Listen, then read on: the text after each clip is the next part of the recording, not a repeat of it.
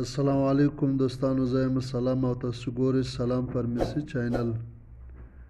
دوستانو نن دغه ویډیو کښې خبره کوو د سینګوبیان شربت باره کښې. دا د چش لپاره استعمالیږي او څنګه استعمالیږي او کومې فایدې لري. که پوره معلومات کول غواړئ نو ویډیو تر اخره وګورئ او که نوي دوستان یاست نو سلام فارمیسي چینل سبسکرایب کړئ. دوستانو سینګوبیان شربت زما سره موجود دی. دا تاسو ته په هر میډیکل سټور کښې په اسانۍ سره میلاویږي او دا د ملټي نیشنل کمپنۍ شربت دی.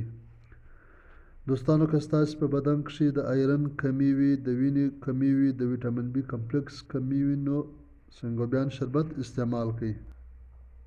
او سینګوبیان شربت خاص کر د هغو زنانو لپاره ډېر مفید دی چې د کومو زنانو حمل یا پریګننسي وي، ځکه پریګننسي په دوران کښې د آیرن کمی راځي.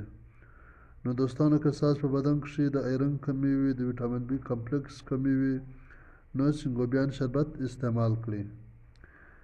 دوستانو دا به 2 کچوغې سهار 2 ماخستن له خوراک وروسته استعمال کړئ. انشاءالله دوستانو ستاسو په بدن کې چې کومه د آیرن کمی ده، د ویټامین بي کمپلیکس کمی ده، دا به د همیشه لپاره ختم شي.